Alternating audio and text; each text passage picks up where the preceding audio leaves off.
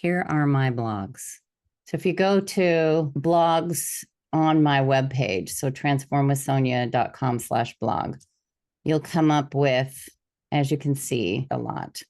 So these are my first ones that I put up about normalizing excess skin. The 7 stages of grief is really interesting. I used it in relation to sugar and flour and releasing that and why that's so powerful.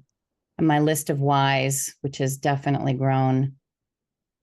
And how many times do you get up? Because we are going to get knocked down. An apology to myself. I think that was from one of our magic words calls, Tommy, one of the journaling prompts. Reframing stumbling blocks for stepping stones. Perfectionism and balance. Hello, resistance, my old friend. What do I hide the most? A little bit about SWCC, which I call shit we can't control. Normalize excess skin. Is enough or too much? Responsibilities, vibrant living. Life gets complicated when. Pippi Longstocking is my little one. Oh. The little one's inside of me. I so appreciate her. Reframing hunger, embracing the excitement of body transformation, thinking outside the box, a revolutionary approach to food dysfunction. The list is long that have felt like the hardest thing. Reframing food. Think about when we first heard, for instance, of getting rid of sugar and saying no to it, how crazy that felt. Reframing food planning from accountability to accompaniment. Post-traumatic growth. Oh, this is such a really good one.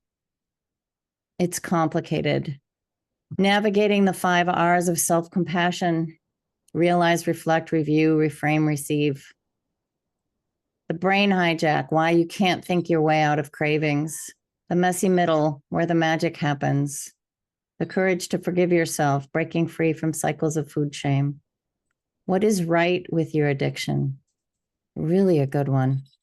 How is it there to be there for you? Do we need to kick it to the curb, or can we appreciate it and love it for what it's done and then kiss it? And thankfully, we're done with it. We don't need it anymore. Reactance is a really interesting article about our rebel and our indulger, creating sacred boundaries instead of feeling very rigid. Learning a little bit more about the art of recovery. 3 parts to recovery here. Myth of being done, shifting perspectives from a diet to a lifestyle, embracing the journey, tools and support for lifelong recovery. The power of no, rediscovering your toddler's wisdom, embracing the beautiful chaos, the journey through the messy middle. I've got this picture up here twice for a reason. This is me and my mom walking in my woods in the fall. The last time we walked together, as a matter of fact. The power of accompaniment, AKA the missing step of resonance. This is a really important one in relation to the book we're reading right now. Finding victory and motivation, my journey with the punching bag, punching bags and brain chemistry. From threat to growth, reframing our reactions for recovery. Beyond the scale, defining transformation in our wellness journey. Lighten the flock up, dudes. Befriending your inner critic and embracing self-compassion and relax. Oh my goodness. 7 wonky ways to cultivate patience without losing your mind. Embracing play. The art of emotional boundaries, navigating concern for others. My own thyroid journey, which is still an interesting hop, skip, and a jump. Unrolling the mat, how yoga can transform your relationship with food and self. Healing your relationship with food, exploring resonance and unconscious contracts. The hidden struggle, why we resist what's good for us. I thought when I was going to read this list that there would be a lot of redundancy. I'm pretty proud of myself. Well done, Sonia. I know. From toxicity to positivity, reframing our relationship with our body image. I've done a lot of study. Embracing imperfection, the problem with you've got this.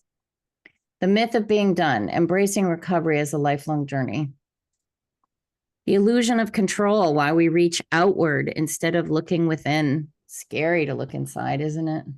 More about the art of recovery, why small movements make a difference. When past trauma leads us to the pantry, understanding our brain's response to life's triggers.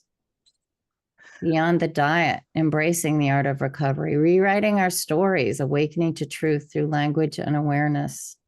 The weight of hiding, your stories matter.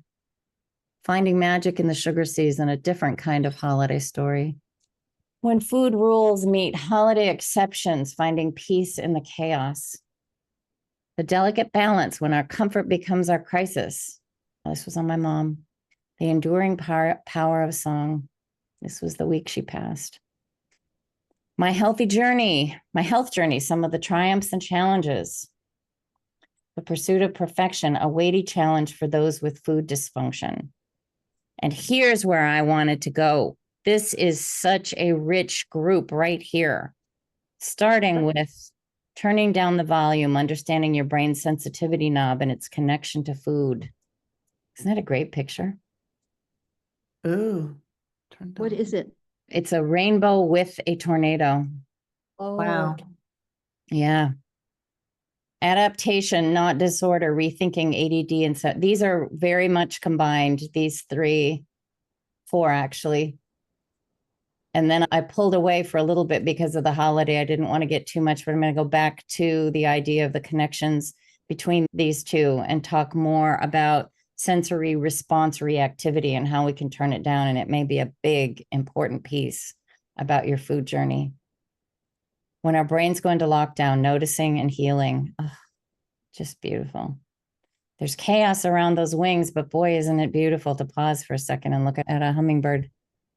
Old dogs, new tricks, the science behind why you absolutely will change. This is like so cool. This is really great. This concept of why just pausing for a minute can make a huge difference in our healing. Find magic in the quiet, a holiday reflection, and how hard it can be on the holidays. Why keeping weight off is so damn hard. A brain story nobody's talking about. There's so much I want to write about this. I come from really big numbers and my numbers float. There's an idea that we're supposed to, once we hit maintenance, we're supposed to stay within a 4-pound range. And oh, dear God. Yeah, I struggle with that concept mightily. And I know how physically challenging and emotionally challenging it can be.